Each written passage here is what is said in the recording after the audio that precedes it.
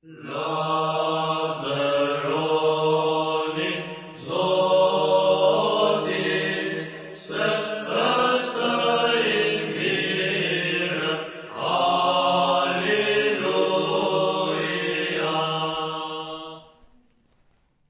besojmë në një kishë katolike apostolike, sepse kishën ortodokse është katolike, është e përbotshme, është dhe apostolike që është në themelin e apostëve.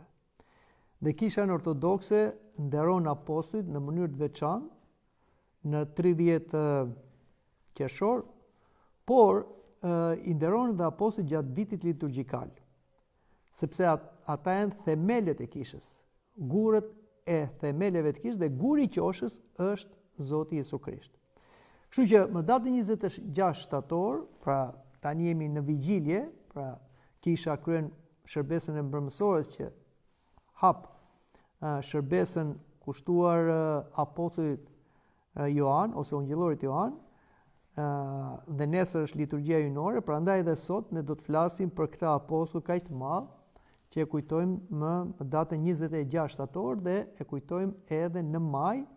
Në këtë datë 26 shtatorit ne kujtojmë fjetjen e tij, kurse në maj kujtojmë atë çfarë dilte nga varri i tij, një lloj kolivaj që shëronte syt. Shën Joan, apostull dhe ungjillori ose theologu, ishte nga familja e varfër e qytetit të Galiles, nga Betsaida, ishin bijt e Zebedeut, peshkatar, dhe bijt e Solomes, bija e Josifit, që ishte i fejuari i Ylincës.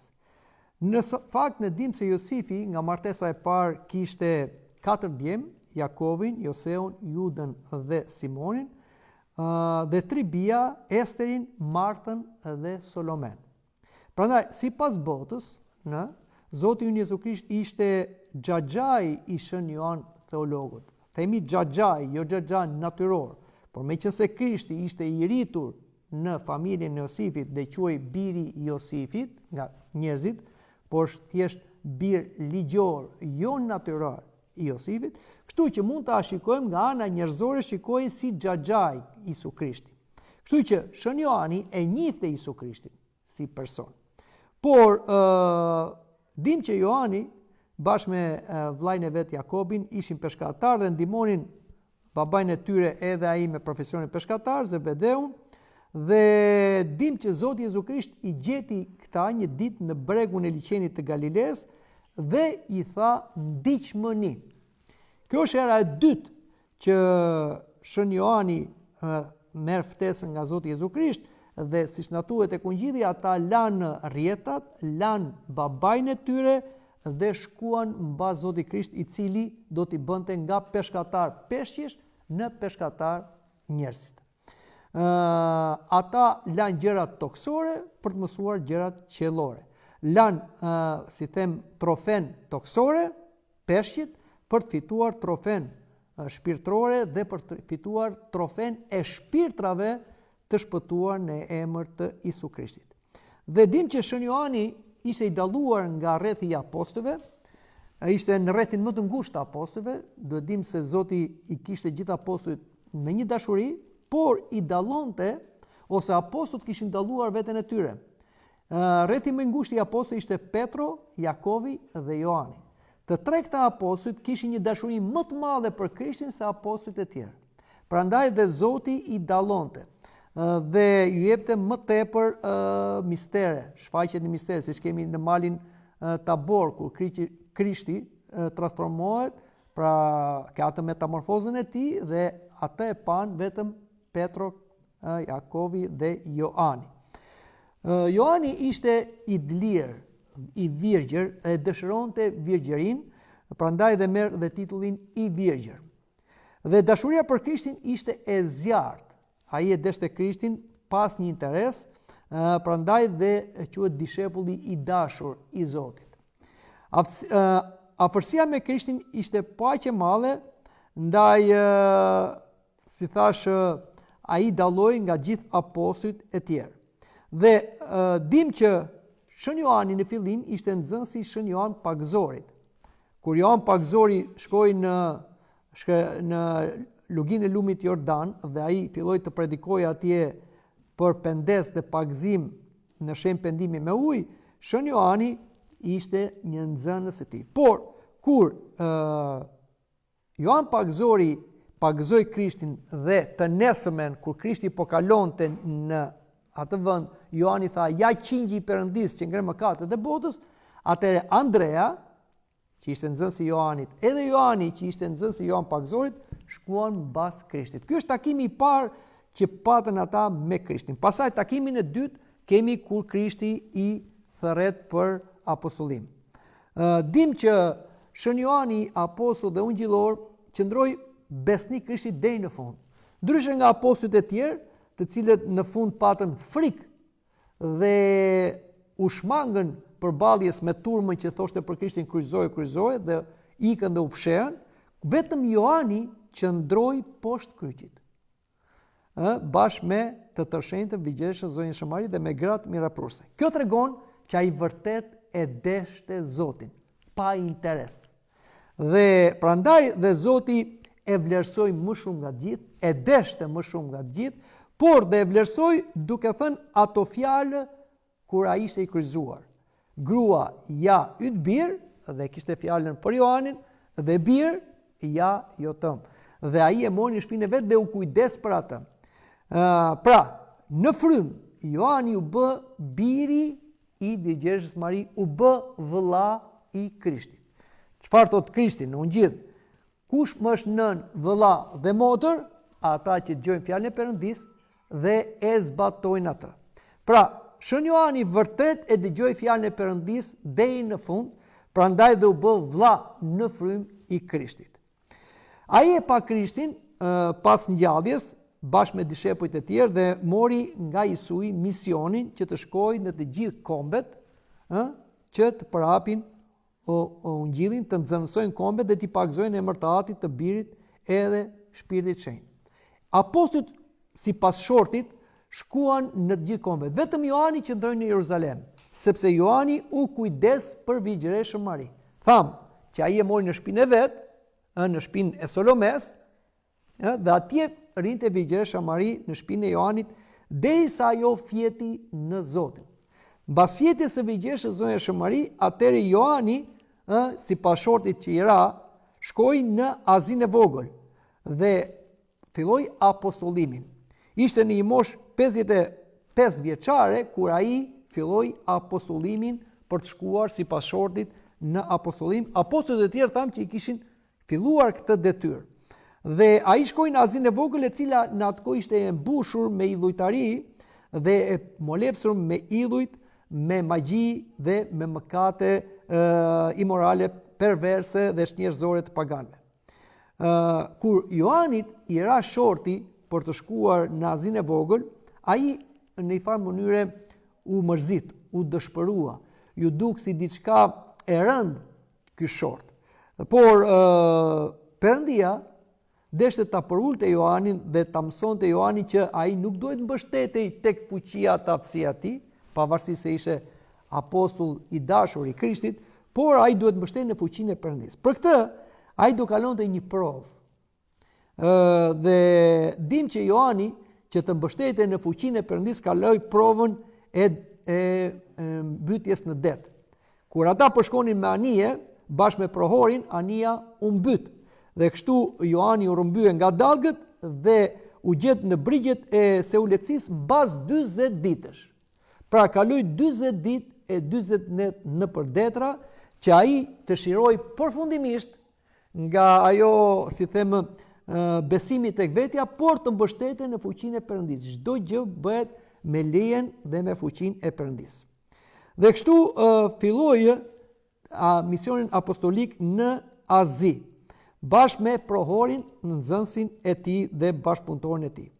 Ata shkuan në Azi dhe atje qëndruan në Azinë e vogël në një qytet me emrin Marmariot, ku gjetën aty pra u bashkua, u bashkua dhe prohori dhe Joani dhe filluan apostollimin. Nga ky qytet u kthyen në Efes, ku ra në duart e një gruaje romana quhej, e fejuar e guvernatorit Privatus. Ajo ishte si një grua me pamje burri dhe e përdori Ioanin edhe prohorin si shërbëtor, si sklever, për të mbajtur një lloj, si them, pishine që ta mbanin me ujë të ngrohtë, ku atje shkonin njerëzit dhe lashin. Por në këtë pishin, një herë në 3 muaj vinte një demon edhe mbyste nga një njeri. Atëherë ata për ta marrë me të, si them, arsyeja pse demoni vinte ishte se në këtë pishin, siç ishte tradita e paganëve, ishte bërë therore një djaloshi të ri. Ju mbase keni dëgjuar për historitë që i trashëgojmë dhe sot e kësaj dite, siç është për shembull Kalaja e Rozafës ose vende tjera, që këto të mbeteshin, atëherë njerëzit me paganizmin e tyre i kushtonin Perëndis flijime njerëzore. Dhe prandaj dhe djalli vinte në këtë pishin dhe mbyste nga një djalosh. Por i erdhi radha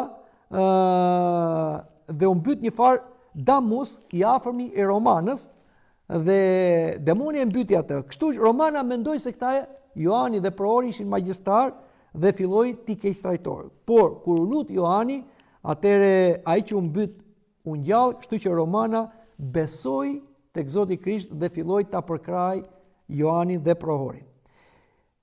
Efesianët kishin devocion për perëndeshën Artemis. Artemisa ishte një perëndesh e epshit, e qefit, e pjellorisë.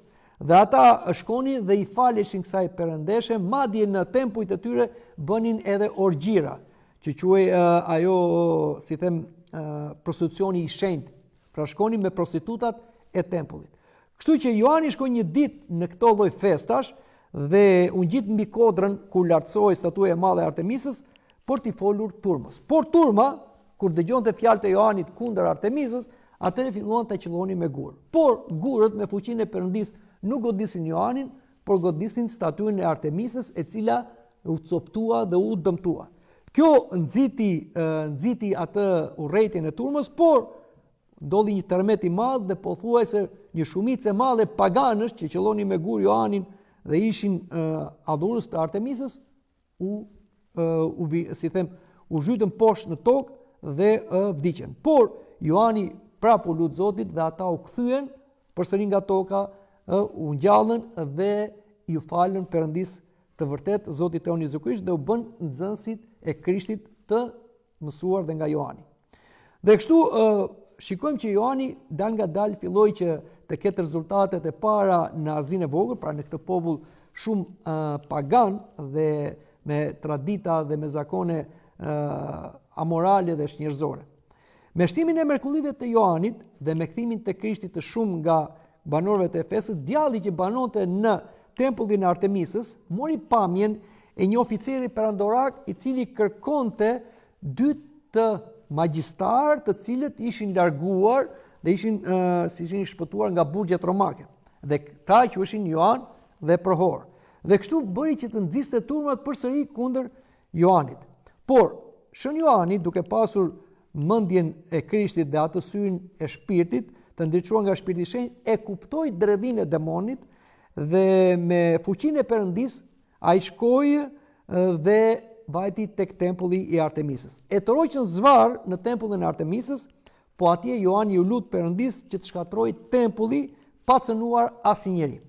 Dhe mbasi mbaroi lutjen Shën Ioani, tempulli u shkatrua, statuja u thye dhe demoni që banonte atje brenda statujës për 249 vjetësh dhe gënjente njerëzit, doli dhe iku larg atij vendi. Kështu që gjithë njerëzit, duke parë këtë shfaqje të frikshme por dhe të vërtet, i besuan Krishtit dhe u bënë nxënësit e Krishtit dhe vazhduan të dëgjonin mësimet e Ioanit.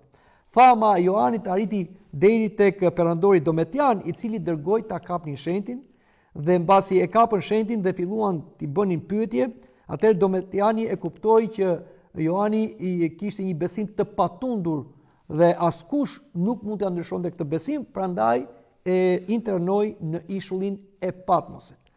Dhe atje në Patmos Ioani qëndroi 15 vjet. Po dhe ku qëndroi në Patmos, atje Ioani shëroi Apollinidin nga një frymë e papastër të birin e një të ashtu quajtur Miron, aristokrati i ishullit. Dhe kështu dal nga dal fama e Joanit u prapë në ishull dhe fal mrekullive, fal mësimit që bënte edhe banorët e ishullit u bën të krishterë. Por kur erdhi koha që Joani të lirohej nga internimi, atëre të gjithë banorët e krishterë të ishullit ju erdhi shumë keq që Joani do t'ikte, sepse ai kishte një mision tjetër, do shkonte përsëri në Efes, por Joani dëshironte t'i linte këtyre nxënësve për 15 vjet që i kishte katekizuar, t'i linte ungjillin. Dhe bashkë me prohurin u ngjit në një kodër të Patmosit, dhe atje në kodër thot erdhën vetëtima thot dhe të fuqishme sa çani shkëmbit, prohori i ra si i vdekur, kurse Joani qëndronte dhe shikonte këtë pamje mallështore sepse dashuria e largon jashtë frikën. Dhe aty Joani dëgjoi ato fjalët, dhe fillimi ishte fjala, dhe fjala ishte Perëndi, dhe fjala ishte me Perëndin. Dhe i thoshte prohorit shkruaj këto fjalë. Dhe kështu fillon të shkruaj ungjillin që është ungjilli sipas Joanit. Është ungjilli më i lartë teologjikisht. Prandaj ka dhe shenjën e shqiponjës. Pra, dim që janë 4 simbole. Simboli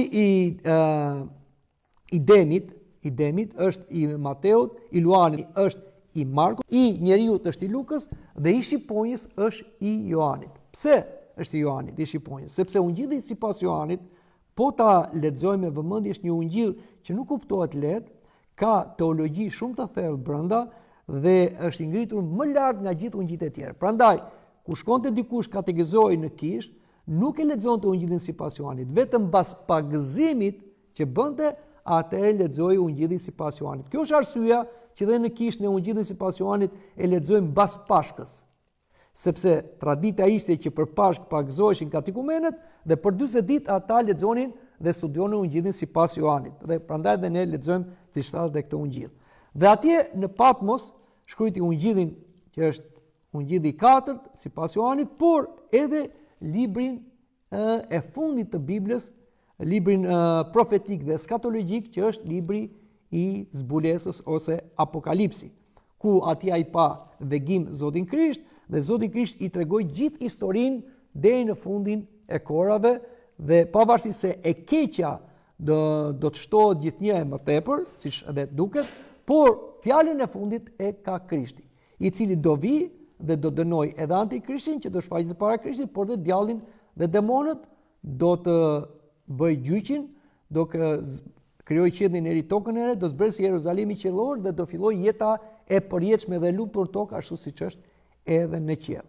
Por mbas Patmosit ai vajti në Efes dhe atje në Efes ai bëri përsëri apostollim, ka qëndruar shumë vite të tjera në Efes, pra edhe 20 e ca vite të tjera, pra filloi misionin e tij në moshën 55-56 vjeçë, doli nga Jeruzalemi, 15 vjet i kaloi në Patmos, por 26 vjet përsëri i kaloi në Efes. Pra ishte në moshën 105 muaj. Kështu që Joani ka jetuar më gjatë nga të gjithë apostujt. Të gjithë apostujt kishin ikur nga kjo botë me vdekje martirike, pothuajse të gjithë, vetëm Joani jetonte.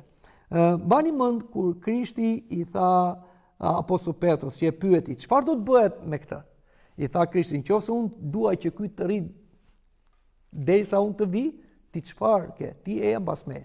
Dhe duri fjala tek apostullit kurse Joani nuk do vdiste, por thot atje jo se nuk do të vdiste. Dhe erdhi koha që dhe Joani do largohej nga kjo jetë, do kalonte nga procesi i vdekjes.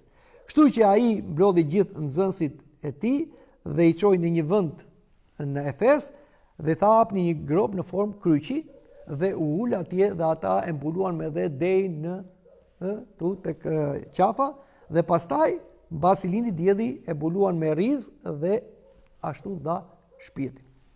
Por kur ikën nxënësit dhe lajmëruan besimtarët, atëherë ata shkuan përsëri te varri për të parë edhe një herë trupin e Joanit, por gërmuan dhe nuk e gjetën më trupin. Tradita e kishës është që Joani apostoll dhe ungjillor është ngjallur siç u ngjall dhe trupi i Virgjeshës Mari dhe është i ngjitur në qiell. Ktu vërtetojnë fjalët e Krishtit, nëse unë dua që ai të jetë derisa unë të vi për herë të dytë, Pra, Johani ka kapërcyer vdekjen, që është një gjumë në një kohë të gjatë, dhe tashmë jeton edhe me trup në lavdin e përjetshme.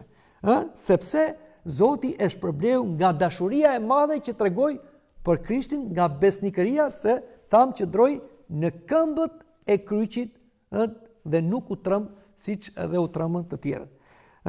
Është një nga shenjtorët apostujt më të spikatur dhe dëshmia e Joanit është një dëshmi unike, pra ai ka thënë dhe ato fjalët Perëndia është dashuri. Nuk është se ka dashuri, është dashuri. Dhe Joani guxoi të thoshte që Perëndia është trini, Ati, Biri dhe Shpirti i Shenjtë. Vetëm te Joani e shikojmë që ai e shfaqi këtë shumë hapur, pra dhe fjala ishte Perëndi, me Perëndin dhe fjala ishte Perëndi, pra Isu Krishti është Perëndi, prej Perëndie. Prandaj dhe dëshmia e tij është unike, dhe prandaj dhe kisha e nderon në mënyrë të veçantë, është dhe quhet dhe apostulli i dashurisë. Pse quhet apostulli i dashurisë? Vetë Johani kishte si simbol të tij dashurinë. Petro ishte simboli i besimit, Jakovi i shpresës dhe Johani i dashurisë. Bani mend kur u ngjall Krishti dhe gratë mirapruse Maria Magdalena, vajtit e apostujt që ishin mbyllur në dhomë dhe tha që Krishti u ngjall, renden me vrap apostull Petro dhe apostull Johani. Apostull Johani eci më shpejt, se ishte edhe më i ri se Petro, dhe shkoi te vari, po nuk hyri brenda. Lejoi Petron që të hyjë, pastaj hyri dhe Johani dhe thot pa dhe besoj. Si e kuptohet kjo? Si interpretohet? Johani simbolizon dashurinë, dashuria ecën më shpejt, edhe se besimi. Por Johani e deroi Petron si pari i apostujve. Dhe ai pa dhe besoi. Dashuria nuk dyshon për asgjë, siç thot dhe apostull Pavli, dhe i beson të gjitha. Kështu që Johani është simboli i dashurisë. Kur ai kaloi në moshë të thyer, dhe mosha vështirëson dhe komunikimin, ai i thoshte vetëm këto fjalë atyre nxënësve që shkonin në kish dhe mbanin në krah, dhe ai thoshte besimtarë, vogëlushër, bitë mi, doni njëri tjetrin. Doni njëri tjetrin. Ishin fjalët e Krishtit, që tha, po jap një ligj të ri. Doni njëri tjetrin siç ju desha unë juve. Sepse fundi i gjithë besimit çfarë është? Gjithë besimi është që neve duhet të mësojmë, të duam Zotin me gjithë mendje, me gjithë zemër, me gjithë shpirt, me gjithë fuqinë tonë, dhe të duam të afërmin si veten tonë. Pra, dashuria është, si them, përmbledhja e gjithë besimit. Në qoftë se ne nuk mësojmë të duam, madje Krishti thot, jo vetëm të duash të afërmin, jo të afërmin thjesht të gjakut ose të fesë. Të afërmin njeriu që e ke pranë, njeriu që ka nevojë për ty, po ti thot duhet të duash dhe armikun tënd dhe ta bekosh armikun tënd. Pra, këtu provohet dashuria. Sa ne duam armiq, se ata që na duan i duam, por ata që s'na duam, neve duhet i duam ne. Dhe Johani na mësoi që duhet të duam, sepse në qiell ka vetëm dashuri, siç thotë apostull Pavli, 3 gjëra janë tash. Besa, shpresa dhe dashuria. Dhe më e madhja ndër to është dashuria. Edhe besa do iki, se nuk do ke më njeriu të besoj, se do shikoj Zotin. Edhe shpresa do iki, se nuk do kesh më nevojë për shpresë, çdo gjë do jetë realizuar. Kush do mbetet? Dashuria. Prandaj duhet të frymëzohemi nga Shën Johani, apostull dhe ungjillor, i cili e deshte Zotin dhe Zoti e deshte atë, prandaj quhet dhe nxënësi i dashurisë, dhe e mbylli jetën duke mësuar për dashurinë, për fjalët dhe veprën e Krishtit. Domethënë, duke kujtuar dhe një herë, doni një tjetrin ashtu si unë ju desha juve, thot Krishti. Këtë e vërtetoi dhe Johani dhe apostujt dhe gjithë shenjtorët. Këtë duhet të arrijmë edhe neve. Jo thjesht të besojmë se ekziston Perëndia, jo thjesht të jemi disa ritualist dhe formalist, jo dhe thjesht të shpresojmë në ato që ka bërë Zoti, po do të arrijmë në dashuri. Dashuria nuk arrihet me një herë.